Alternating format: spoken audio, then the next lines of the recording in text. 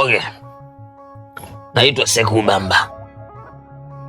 Wengine wananiita Engineer Fuso, gia 18. Wengine wananiita ambulance.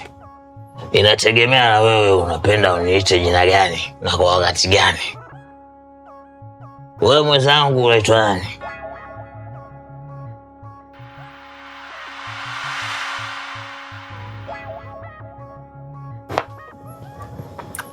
Utaongea tu.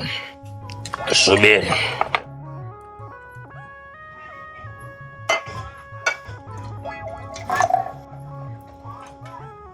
Utaongea. Iswa. Mimi situmii pombe. Sina kinywaji chochote. Wewe ulikuja baa kunywa soda. Ndugu yangu, onja kidogo. Kunywa. Uone ulimwengu unasemaje.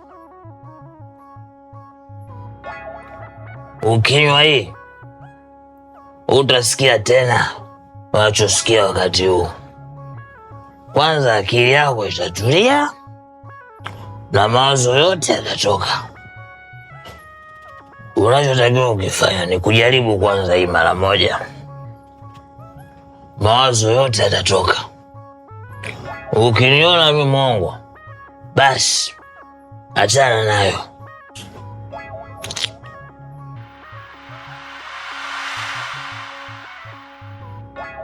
Onja kidogo.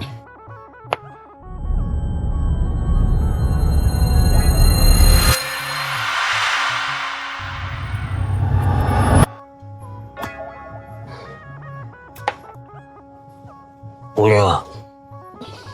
Utazoea kidogo kidogo. Inaondoa mawazo. Kunywa.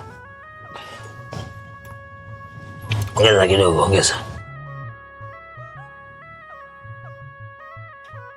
Uko na Seku Bamba. Akiharibiki kitu hapa.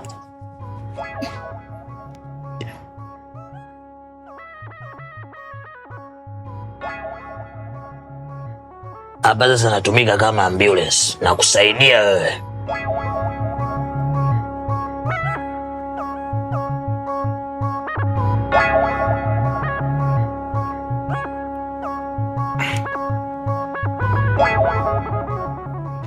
Wewe mzee.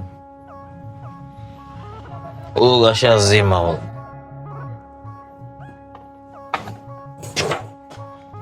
Ngoja.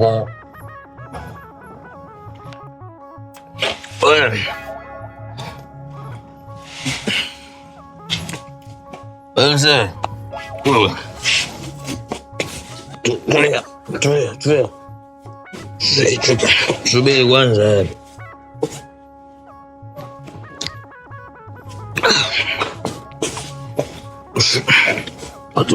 Tulia. Hii ndo ambulance. Ambulance ya chaki bila hata mara moja. Wewe subiri nakupeleka.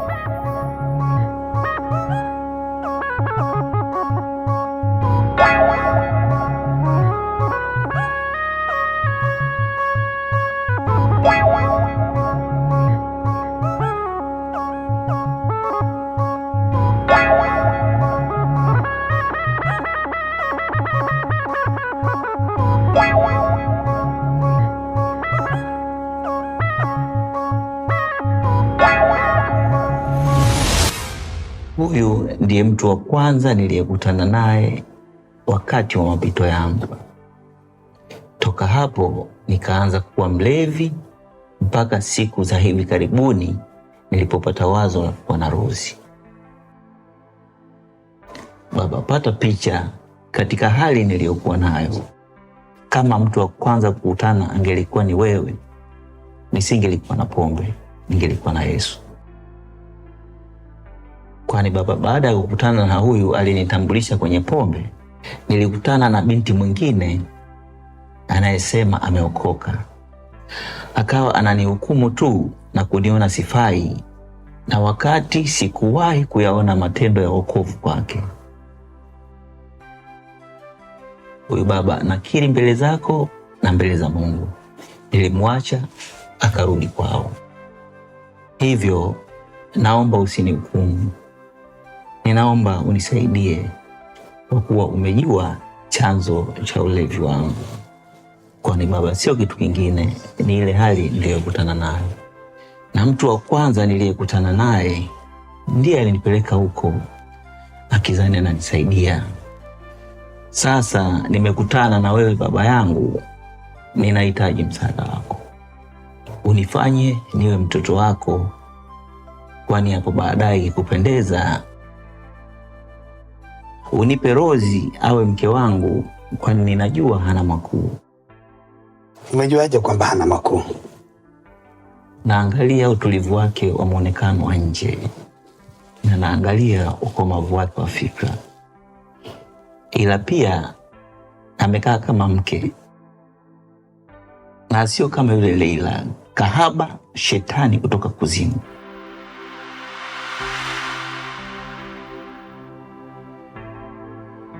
Kwanza Kinjo, samehe, lakini na pili, usioe kutokana na maumivu, hasira ya mahusiano yale ya nyuma. Itakuletea shida hii kwenye haya mahusiano mapya.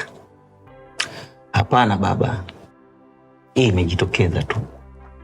Hapo awali ilikuwa inajitokeza, lakini ilikuwa nakunywa pombe alafu inaisha.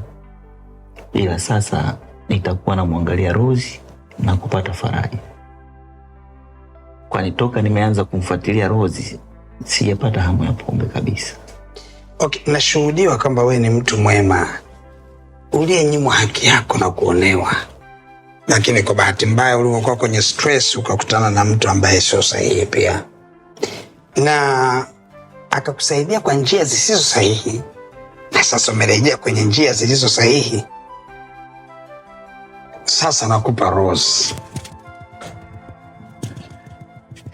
Asante sana baba. Na hili nitakuwa mwaminifu kwa Rose, nitampenda, nitamlinda na nitamtunza. Amen. Amen. Amen. Asante baba. Amen. Amen. Amen.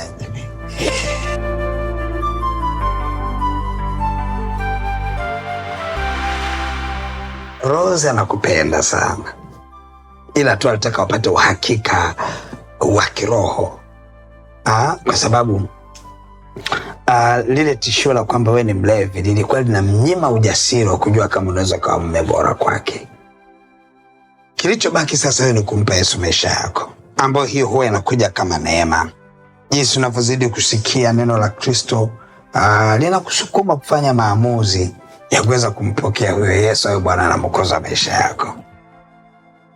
Baba, niko tayari hata sasa kuokoka na kuanza maisha mapya kabisa. Sasa kwa namna hiyo utakumekamilisha kila kitu na patakuwa hapana kipingamizi chochote. Weka mikono yako hapa. Sema, Bwana Yesu. Bwana Yesu, naja mbele zako. Naja mbele zako. Mimi ni mwenye dhambi. Mimi ni mwenye dhambi. Unirehemu. Unirehemu. Unitakase. Unitakase. Na kuniosha. Na kuniosha. Futa jina langu. Futa jina langu katika kitabu cha hukumu. Katika kitabu cha hukumu. Andika jina langu. Andika jina langu katika kitabu cha uzima. Katika kitabu cha uzima. Asante Bwana Yesu. Asante Bwana Yesu kwa kuniokoa. Kwa kuniokoa na kuniweka huru. Na kuniweka huru. Amen. Amen. Roho Mtakatifu, asante kwa ajili ya maisha haya. Kinjo unamjua kabla misingi ya dunia kwako, amekupokea wewe uwe Bwana na Mwokozi wa maisha yake. Baba, ninaomba ukamsaidie, ukampe neema ya kukua katika kujua wewe, katika kicho chako na utakatifu wako, na hatimaye kuurithi ufalme wako. Bwana, Baba, ninaomba umtetee katika hatua za ukuaji wake wa kiroho na kuukulia wokovu. Umpe neema ya kuwa mshindi katika jina la Yesu Kristo wa Nazareth. Amen. Amen. Amen. Mungu akubariki sana. Asante. Barikiwe sana. Asante baba. Amen. Hivi unajua shetani alitaka kunibia rumba wangu, moyo wangu. Tena ni mtumishi wa Mungu sana. Unajua Dina, shetani ni baba wa uongo. Biblia inasema hivi, msiache kuzijua hila za shetani, kwa kuwa yeye ni baba wa hila, lakini pia wa uovu wote. Mimi kikweli namshukuru sana Mungu, amekuwa ananipa kushinda na zaidi ya kushinda. Unajua hata mimi kuna kitu nimejifunza. Unajua unaambiwa kwamba yoyote atakayelitia jina la Bwana ataokolewa. Unajua hata mahusiano yetu aliyoyaokoa ni Mungu mwenyewe, tena kwa njia ya maombi. Namshukuru baba mchungaji kwa kunipa maelekezo ya kiroho yaliyonyooka. Pia ninamshukuru dada Sada. Alikuwa anaongea na mimi japo kama ataki hivi, ila alinipa maarifa ya Mungu.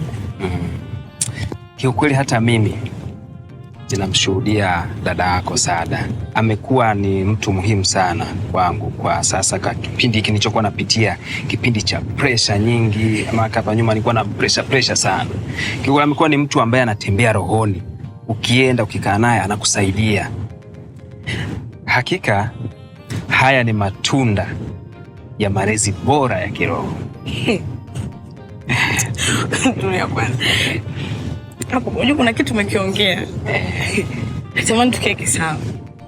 Kitu gani? Kwani ninajua wewe uko vizuri kiroho, lakini mahali unaposali hivi ni wapi? Maana nakuona mara moja hivi unakuja kanisani kwetu. Unakuwa kama sikuelewi hivi. Ila najua uko vizuri sana kiroho. Yaani hata mchungaji alisema wewe ni mtu mwema sana. Mimi kiukweli nimekuwa na maarifa makubwa sana ya neno la Mungu. Na nafikiri nimekuwa ni msomaji mzuri sana wa Biblia. Mimi nasoma sana Biblia Dina. Lakini pia nimekuwa na wasikiliza watumishi wa Mungu mbalimbali. Naweza nikasikiliza mtumishi huyu napokea nondo, nasikiliza mtumishi huyu napokea nondo. Kwa hiyo mimi nakusanya tu material na ndio maana najikuta nakuwa niko vizuri sana kiroho. Hebu kwanza niambie kitu. Kwa hiyo sasa wewe ukipata shida ya kiroho, haya tutakupeleka wapi? Mimi hata kwa mchungaji wako ukinipeleka mimi sina shida yoyote. Kwa sababu mimi sifungamani na upande wowote. Tasikia. Kumbuka hata sisi hatutoi msaada tu kwa mtu yoyote kama hatujajua kama yule mtu ni wa kwetu. Labda usaidie msaada wa kawaida, ila sio ule wa ndani kabisa kama mtu wetu.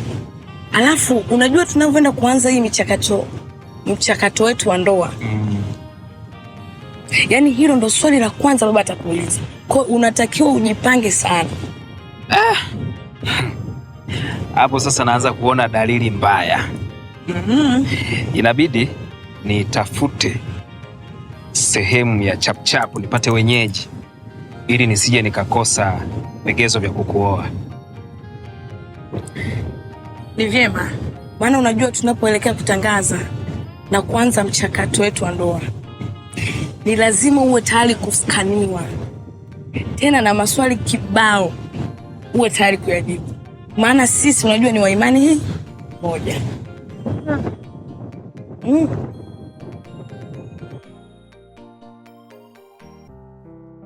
Naomba kuanzia sasa usinisimulie mambo ya siku za mwisho na unyakuo, kwani kwa sasa nateseka sana na hofu. Yaani kila ukinisimulia ninaona kawaida, ila nikiwa peke yangu nikianza kufikiria naanza kuogopa sana. Naona kama kesho ni unyakuo.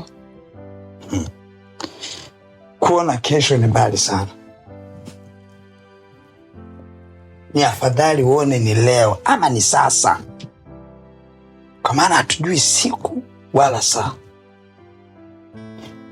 Huhitaji kuogopa. Sikia, unahitaji kujiandaa, kwa sababu Biblia inaeleza kwa habari ya kukesha. Inasema kesheni, kwa maana hamjui siku wala saa. Inapomaanisha kwamba kesheni, maana yake ni kwamba tukae tumejiandaa wakati wote, kwa maana kwamba umeokoka, uwe umejitakasa wakati wote, ni mtakatifu, lakini pia umtumikie Mungu kwa ajili ya kupata thawabu siku ya mwisho tutakaponyakuliwa. Thawabu gani?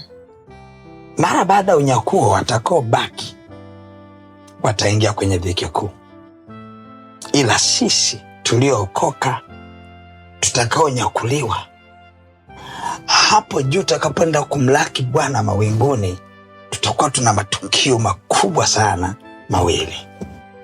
La kwanza litakuwa ni sherehe ya mwanakondoo. Itaanza kwanza hukumu ya watakatifu, halafu baadaye tutakuja kuwa na sherehe ya mwanakondoo. Ile hukumu ya watakatifu itaanza kumpitia mtu mmoja mmoja, kuangalia kazi aliyoifanya alipokuwa hapa duniani. Halafu atavishwa taji kwenye sherehe ya mwanakondoo sawa sawa na ile kazi aliyoifanya, dhumuni la kazi aliyokuwa akiifanya. Wazungu wanasema the motive behind, kwamba mimi ni mchungaji, kusudio langu la kuwa mchungaji ni nini? Okay, ni kwa ajili ya kutaka kujionyesha watu wanijue? Ni kwa ajili ya kutaka kujipatia fedha na utajiri na kuheshimika? Ni kwa ajili ya nini? Naweza nikawa ni mchungaji lakini nikawa kuachwa kwa ajili ya ile motive behind, kusudio la nyuma. Hiyo ndio taji tutakaoenda kuvikwa pale, hiyo thawabu ya baada ya kuwa tumenyakuliwa hapo juu mawinguni. Na ndio maana ni muhimu sana kila mtu kujua kazi unayofanya uifanye kwa moyo, lakini si kwa kujionyesha ama kwa sababu nyingine ambazo hazimpi Mungu utukufu. Lakini kwa wale watakao baki hapa chini, wao na wenyewe watakuwa na vipindi viwili vikubwa ambavyo vitagawanyika sehemu mbili. Kuna mwanzo wa utungu na utungu kamili, ambao ndio dhiki kuu yenyewe. Hapo ambapo patakuwa na hali mbaya sana, ambayo watu watalazimishwa kumsujudia yule mnyama na kupigwa chapa yake katika paji la uso ili wawe wa shetani, na hatimaye kwenye lile ziwa liwakalo moto milele. Ngoja nikusomee kitabu cha Ufunuo 13. Nikusomea kitabu cha Ufunuo 13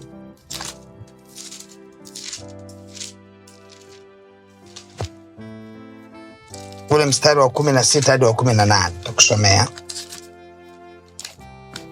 Maandiko yanasema hivi: naye awafanya wote wadogo kwa wakubwa, na matajiri kwa maskini, na walio huru kwa watumwa, watiwe chapa katika mkono wao wa kuume au katika vipaji vya nyuso zao, tena kwamba mtu awaye yote asiweze kununua wala kuuza isipokuwa ana chapa ile, yaani jina la mnyama yule na hesabu ya jina lake. Hapa ndipo penye hekima. Yeye aliye na akili na aihesabu hesabu ya mnyama huyo, maana ni hesabu ya kibinadamu, na hesabu yake ni 666.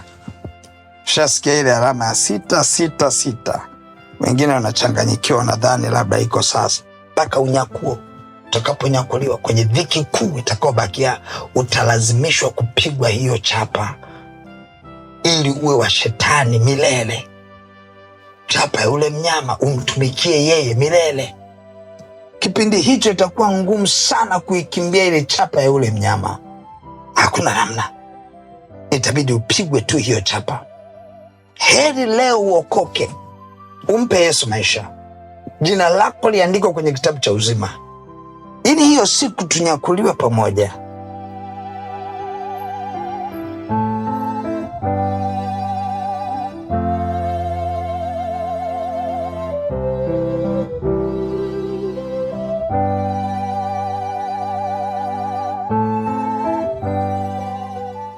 Sasa ni wakati wa kutengeneza na rafiki yangu Ruma. Tumetoka mbali sana. Siwezi kugombana naye kisa mwanamke ambaye yuko naye. Kwanza nimeshaharibu sana kwa ndugu zake. Ni dhahiri kabisa na hawanipendi.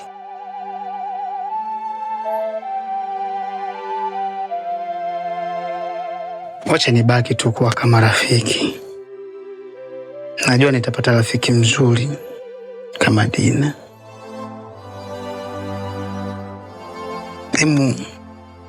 tuyache haya mambo ya kumng'ania wasichana. Hii tunajicholesha kabisa.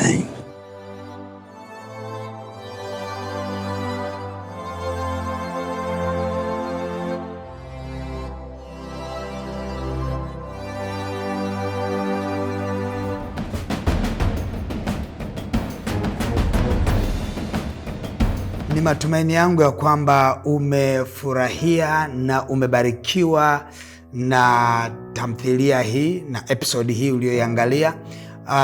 Endapo ungetamani kusupport huduma hii ili iendelee kufanya kazi nzuri na kuendelea kufanya filamu nzuri, unaweza kusupport huduma hii ikawa ni sadaka yako. Utaiachilia hiyo sadaka kwenye hiyo account namba yetu ya Holy Movies, nasi tutaipokea kwa moyo wa shukran na tutamtukuza Mungu kwa ajili yako. Amen. Naitwa Pastor Miamba.